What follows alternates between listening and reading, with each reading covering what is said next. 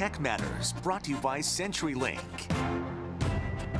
The Federal Communications Commission made its transition to the cloud in record time. Last year, the agency told NextGov it expects to be 100% cloud by the end of fiscal year 2017. That would conclude a remarkable turnaround. For an update, I'm joined by the Chief Information Officer at the Federal Communications Commission, David Bray. Dave, you've been there for about 3 years now. What was the state of the cloud transition when you got there? So when I arrived in August of 2013, there were more than 207 systems, all on premise.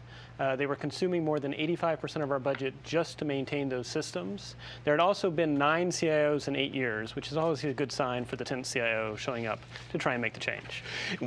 Are you on track now to hit that 100% transition? We are. In fact, we've made major strides in the last year in the sense that there is now nothing on premise. And in achieving that, we either move straight to public cloud in some cases or to a commercial service provider. And by doing that, we actually reduced our spend from being 85% to maintain the systems to now being less than 50%. Now, we have been asking for additional funds to sort of get over the hump. We always say that we are going to move forward. What will determine how fast we move is the amount of fuel in the car. We haven't gotten that, but we are still aiming aggressively to try and be 100% cloud by the end of 2017. So anybody that follows you on social media knows that you love the hashtag change agent. Yes. Why is that such a pervasive part of the message that you try to get out, not just to people outside the agency, but I know it's very common, very prevalent inside the agency to your own team? Yes, so when I arrived, the average person had been at the FCC for 15.5 years. The average contractor had been at the FCC for 19 years. And again, with the dynamic that there had been 9 CIOs in 8 years, they were probably all looking at their watch saying, how long is this person going to be here? Now, the good news is I've been here for about 3 years, so I guess I'm a little bit past the average. But even more importantly, you have to inspire change amongst everyone. It can't just be a small group that's tapped to create change. Change has to be embodied by everybody, and that's the meaning of change agents. It's really the fact that anyone can be a leader wherever they are in the organization, step past the status quo, and manage the friction of that change. And so really I attribute our success only 10% to technology. It really has been about 90% about empowering the edge of the organization, empowering a diversity of ideas, both in terms of existing staff and new staff working together, and finally, almost operating like a venture capitalist on the inside, where someone comes to me with a good idea, I ask them, why should we do it? But I ask them, why shouldn't we? And what's our strategy for mitigating why we shouldn't do it? Very successful manager that I know told me once that that's the key question, is what would this hurt if we did it, if we tried it? Yes, it's key to public service, because in public service, we're a little bit different than the private sector in the sense that, one, we have our sort of requirements set by either the Congress or the administration. We also have our funding set. And so we need to think about what things we need to do, not just in terms of what we want to do because it makes sense to do as an agency, but what are the mandates we're being handed by Congress, by the administration, and how we can move forward with speed. I think FCC got in a trap that it did with 207 systems on premise, because whenever a new requirement came, they stood up a new IT system. We're trying to make sure we don't do that going forward. We really want to use the cloud in a modular fashion so that we can remix things in the future when someone asks us to do something new. Instead of creating a new system, we reuse those parts almost like a quilt and stitch it together in an assembly fashion that's much more fast. I say really the key part of cloud is agility, followed by resiliency, and then efficiency.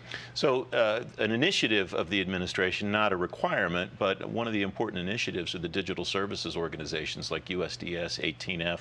A lot of people view them as change agents. How do they fit into a portfolio or an arsenal of tools that a CIO is using? So with both USDS and 18F, interestingly enough, they've actually come to us and asked, how did we move forward so quickly at the FCC? At a recent event, I was speaking and I asked the audience to raise their hand how many had adopted cloud services. And this was just a rough audience, but it was about 1/3 had adopted one cloud service. At the FCC, we've done 12 in actually 2 years, different cloud services. And that's meaning you have to work with procurement, meaning you have to work with security. It's not just the IT, and it's the leadership part.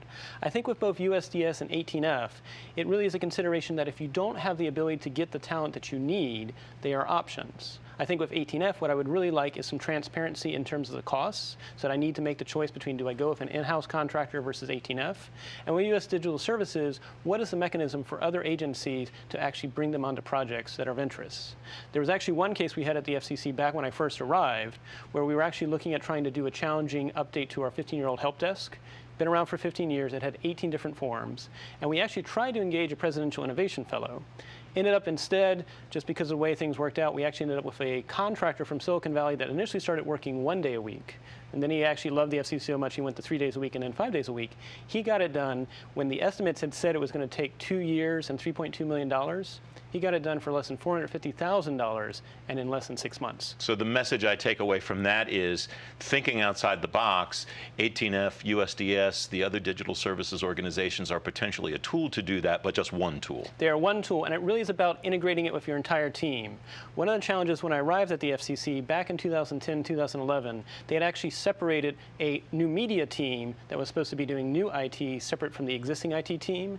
That led to some scars, to some friction, and so really when I first arrived, it actually had to be about healing, of bringing the teams together and integrating them so they could actually move forward as opposed to keeping them separate. And that included integrating those folks that had been in the agency 16, 18, 20 years that you talked about earlier in our conversation. Yes. In fact, there were several cases where there were people that had been burnt out, and I asked them what brings them joy.